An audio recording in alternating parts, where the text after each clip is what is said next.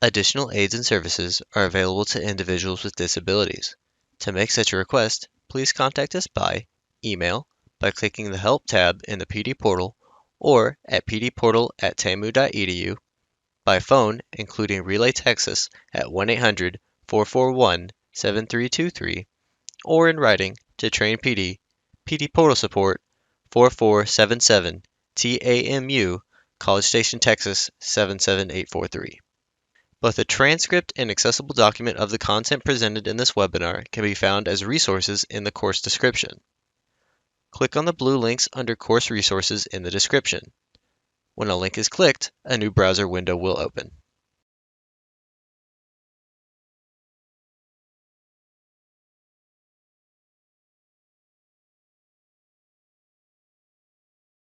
Our presenter today is Dr. Glenda Rose, who is an adult education area coordinator for Community Action Incorporated of Central Texas. She coordinates HSC, ESL citizenship, and IET classes for Bastrop, Fayette, and Lee counties. Any of you know Dr. Glenda Rose, you know she does a whole lot more than that. Digital literacy technology is one of her passions, and that is why we have her here today. We're going to talk about digital literacy. We're going to talk about digital resiliency. And then we're going to talk about how to integrate those two into our ESL civics lessons. I've been teaching ESL since 1987 to adults, and pretty much started off with one of those 50-pound laptops in my classroom. So we were doing digital literacy way before it was cool to do digital literacy. So I had the floppy disks, if you remember what those are. What components do you think are essential for developing digital literacy? Okay, confidence and motivation. Okay, I like it. So we have confidence and motivation. Oh, psychomotor skills. Persistence. Oh, that's such a good one, Shaida. Learning how, or Shaida, I'm not sure which, learning how to troubleshoot. That is one of the hardest things. My teachers have problems with that. You know, I don't know how many times I've gone over because they just can't get something working and it needed to be plugged in. Visuals, a can-do attitude. So believing that I can do it. How many of you worked with the I can't use a computer? And not just students, but other people that you may know. What else do you need for digital literacy? What do you need to know to be considered digitally literate? Okay, you need to understand some of the vocabulary. So digital vocabulary. Investigation skills. That's a good one. Multiple ways of doing something. Different applications, an open mind. Good, Angela. Computer basics, info searches. Okay, good. Practice experience. I like that too. How to interact. Safety online. Cyber safety. I just got a text a few minutes ago saying, click here to complete my application for my Walgreens credit card, except I haven't applied for a Walgreens credit card. But how many of my students would have clicked on that? I don't know. Angela, discuss digital etiquette. Yeah, netiquette, they call it. Digital etiquette. All right. Those are all really good. So here's the official definition, and this is from the American Library Association. And this is the one that I have seen most often quoted when I've been researching this. I'm on the Digital Resilience of the American Workforce project that World Ed Tech is doing. It's one of their subject matter experts for digital literacy for ESL. This was the definition we were using also. So this is a good definition. Digital literacy is the ability to use the information and communication technologies, ICT. If you see that ICT, that's what they're talking about. And these are the 4 things they need to be able to do to be considered digitally literate. They need to be able to find information. They need to evaluate that information. They need to be able to create their own sources of communication and information. And then they need to be able to communicate that to other people.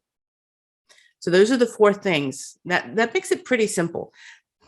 They need to be able to find it, evaluate it, create it, and then communicate information. So what I want to know is if this is our students have no digital literacy in our ESL class. No digital literacy in the ESL class, and then digital fluency on the other end. Where would you mark your students as being? Kristen says in the middle. Okay. Anybody else? Pete's over a little less than middle. Harriet says middle. Barbara says close to none. Another middle, somebody about 25%. Cora says 65%. In the middle, a little less than the middle, 40%. We definitely have some area for improvement then, right? Because it looks like the majority of us are at the halfway mark or less in those key items that we want them to be able to do. Some schools are only doing face-to-face. I know at least one college that's only doing face-to-face. Some are still only doing online. I know at least one college that's only doing online. And then a lot of us are doing everything we can to help the students, because we found in the pandemic that online learning was a good way to break down some barriers for some people, but it creates barriers for other people. So we have to be careful to balance it, I think. So we want to move our students up here. And to do that, we need to come up with ways of incorporating digital literacy into our lesson plans without having them have a separate lesson. All right, so let's think about this. When we think about incorporating digital literacy and not teaching it as a separate subject, but actually incorporating it into our lesson, what are the 3 biggest challenges you face in your class for including digital literacy in your ESL lessons? What are some of the challenges that we have? Access to a lab. Isn't that true? Students fear. Okay. No computer, no confidence, or little confidence. Keyboard skills. Lack of confidence. The language barrier. Lack of laptops. Learning how to use Zoom. Isn't that the truth? Especially since everybody's using it on a different device and it works a little bit differently on every device you're using. Shorthand versus complete sentences when completing assignments. Yeah, I ran into that problem when I was teaching on WhatsApp. I would have to remind them. Passwords. Oh my goodness. Passwords. Pop-up blockers. Oh yeah. Basic understanding browsers, tabs, navigating. So those are a lot of challenges. One of the things that I want to mention first today is this language issue, because I've heard a lot from teachers about not being able to integrate digital literacy with beginning ESL. One of the projects I'm working on right now in my consulting jobs, we've been working on digital literacy for a very low beginning ESL. So I'm going to show you how that gets integrated, and hopefully that'll give you some ideas how you can integrate other lessons. I think it's very important that you start integrating digital literacy pretty much from the first week of class.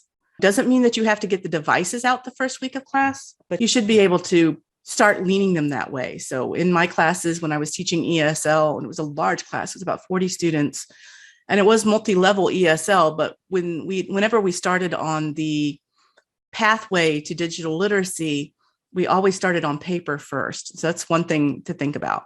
So here's some basic solutions. The first one is make sure that digital literacy it doesn't stand out to the students. Students get scared sometimes of digital literacy. Now, like I said, not all students. I'm in Bastrop, so I get students from Monterrey, Mexico, which is where Monterrey Tech is. And so I've had computer engineers in my class that are not really scared of the computer at all.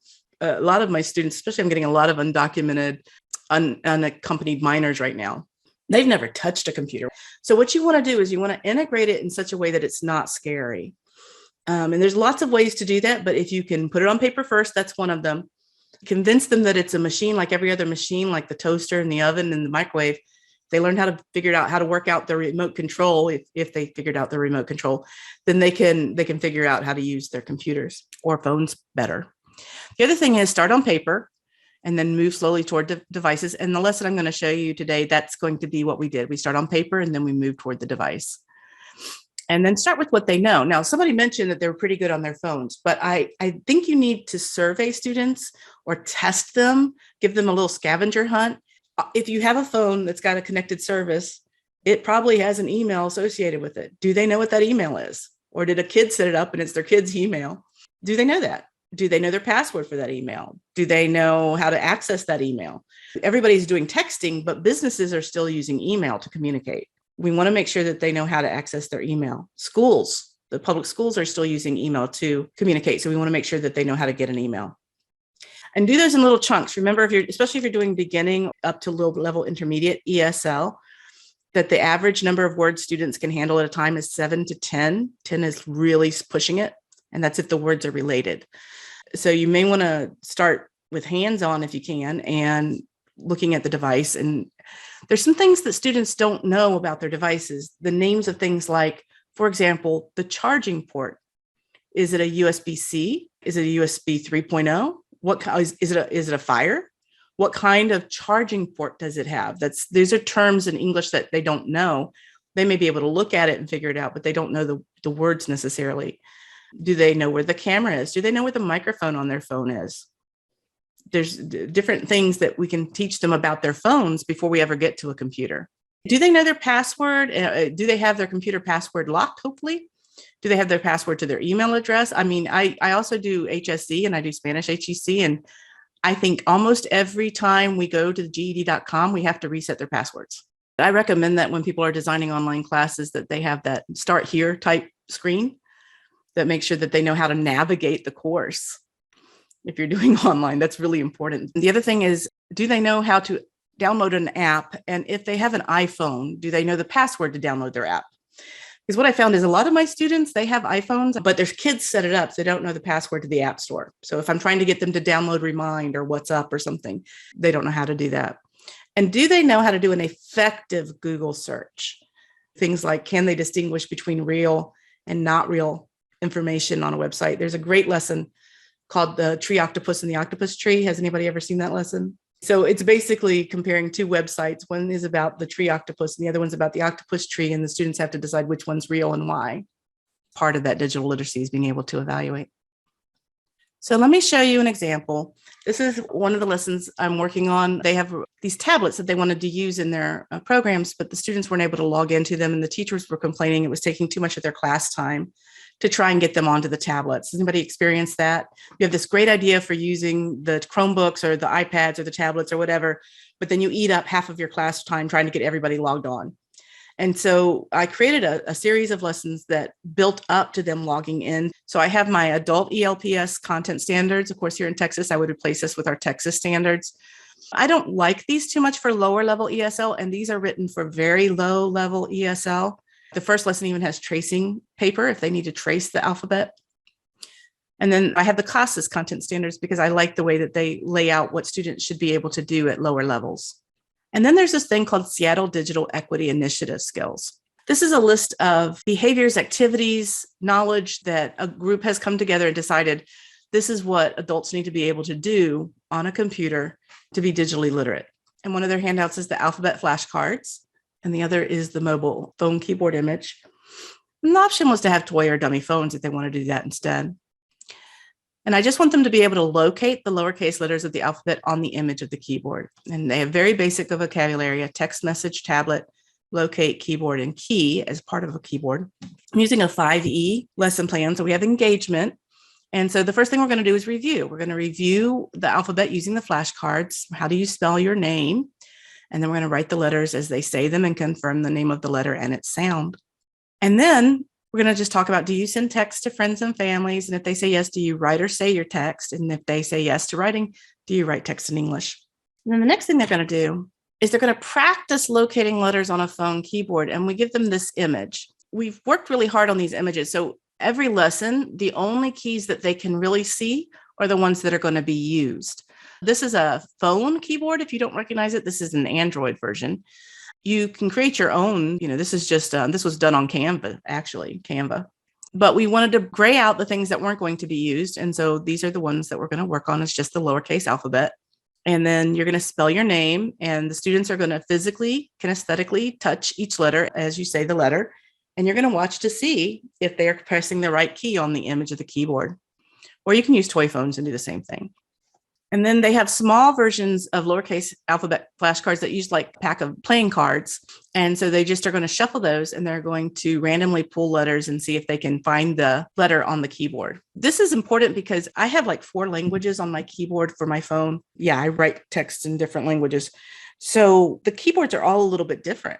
And especially if they're coming from a non-Roman alphabet, that can be difficult. So it's important for them to get used to the layout of an American standard keyboard also. And then they're going to actually color in the letters or circle the letters for different words. So you can give them multiple versions of the keyboard and they just write do, no, you, yes. I tried to pick ones that don't have repeating letters in them that are still basic vocabulary. And that way you can collect those as evaluation to see if they actually have been able to locate all the letters on the keyboard. So that's one way of really just easing into digital literacy. Starting in for first or second week, we're working on the alphabet. Okay, well, let's bring in this idea of technology without making it a separate lesson. We're still having fun. We're still engaging with hands-on and working with partners and all that. So what do you guys think about a lesson like that? Could you integrate that into your lower level ESL? So the idea is that we don't have to scare them with the devices right away. We can just start real basic, keeping it with what we're doing here. So let's see what the progression is. We start with lessons on the alphabet, and then the capital letters in the alphabet, and then numbers, and then special keys. So here's a tablet keyboard. What are the keys that students are not going to easily know? Yeah, all these across the top. And actually in this activity, in this lesson, I actually tell them to look for keys that have more than 2 letters on them. So print, screen, home, in, page up, page down, delete, backspace, tab, cabs, shift, all of those. From there, we go to symbols. And when we start with the symbols, we start with the ones that are most common. And then we start talking about passwords from the concept of security. So if you're discussing security with beginning ESL, what are you going to talk about? How are you going to get that idea across? What would you use as an example of security for people who may not be digitally literate and have limited English? We start with talking about a key and a lock, and that's where we go into passwords and talk actually about logins and usernames. And then we talk about the device. We actually go over the physical aspects of the device, make sure that they can actually identify the parts of the device. You can get images of the device that you're using and help them get used to those words. And then finally, we start actually working on logging in. And one of the things that we have to teach when they're logging into their tablets is how to check if you're on the internet or not. So, when you log in, if your screen is locked, you have a little icon in the bottom right that tells you if you are online or not. And so one of the biggest things is that they don't understand that they have to check that first before they can log in, because the login is going to a server. So we found that that was a problem. So we had to make sure that they knew how to make sure that they're on the internet. And then talk about navigating. And, I never thought about how difficult it is to navigate a computer. So things like taskbar and notifications bar and your desktop and your search box and your Windows icon and restore down, minimize, maximize, and switch between tabs, switch between windows. That's really complicated. All of that stuff takes time to understand how you're doing it and what you're doing it. I have teachers who can't switch between open programs. You hit Windows and Tab, it shows you everything that's open on your computer at one time. So that way you can move between your programs really easily. A lot of my students didn't know that. A lot of my teachers didn't know that. And if we were in a Zoom lesson and I sent them to another website, they couldn't get back. You got to know the vocabulary and you got to know the skill, especially if somebody's giving you instructions in an online class. This is one of the things when we talk about digital resiliency. The basics are the same. The interface is a little different. So I'm going to have to help them with the interface, but let's talk about digital resiliency for a minute. So look at my pictures here. This is my first computer. Y'all see that up there in the top left? That was my first computer. It's a TRS-80. It didn't even have a monitor. You had to hook it up to the TV. Anybody have one of those when you were a kid? TRS-80 came out like in 76, 77. It was a hand-me-down when somebody got a color computer. So I got it from a neighbor. TRS-80s had cassette players that you had to save stuff to. There was no discs. You had to save it to tape like you did in the old days with the old computers. And if you wanted to play anything, there was a game we called Possum Run, which was like Frogger trying to get possum across the street without getting hit. It took me 3 days to copy the code out of a color coding computer magazine and about another 2 days to find all my mistakes. And then we were able to play the game. And we saved it on this cassette tape that would, because it was metal. It was a metal cassette tape. And then we ended up the new IBMs with the 5 1/4 floppy disks. Anybody remember the 5 1/4 floppy disks?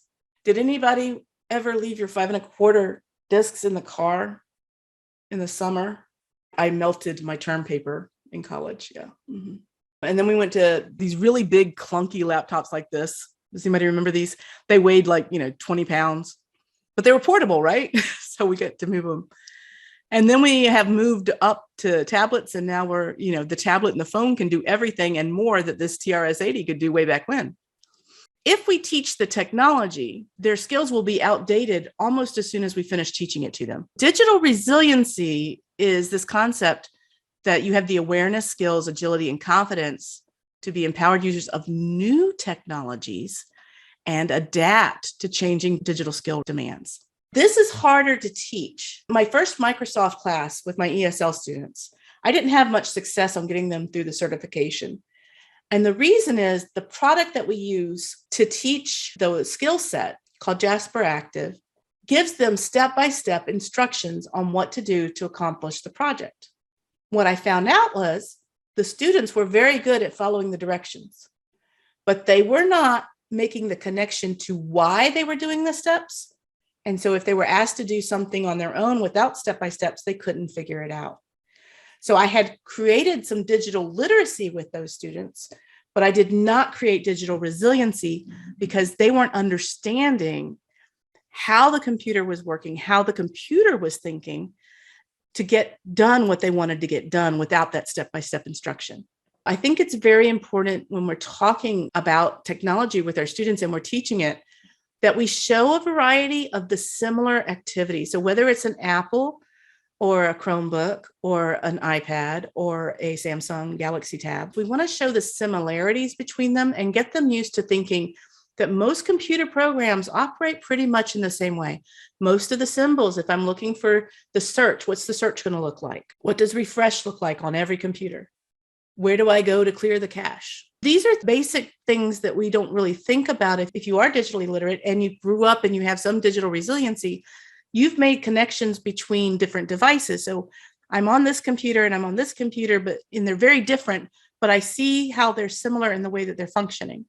And sometimes we miss that. People need to understand how the computer thinks.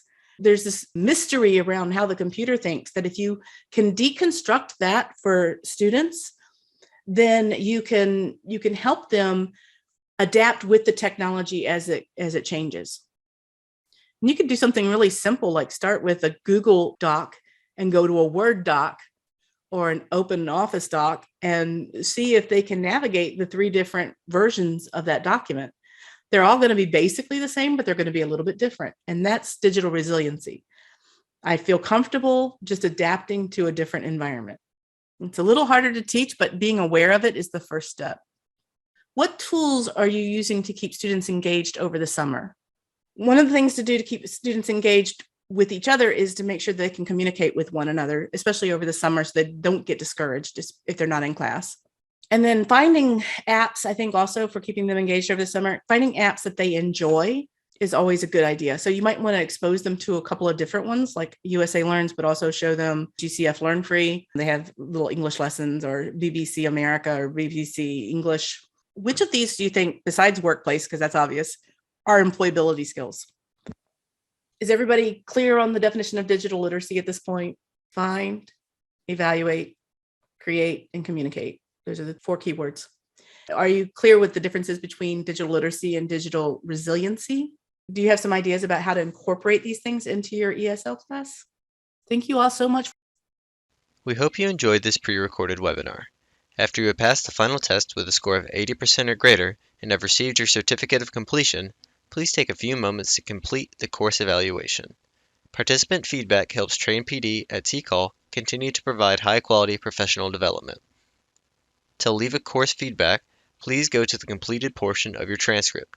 To do this, hover over the My Learning tab and select View Your Transcript. Click on the drop-down arrow next to the word Active and select Completed. Then, click Evaluate in the drop-down menu next to the course you just completed. Please note that your feedback is greatly appreciated.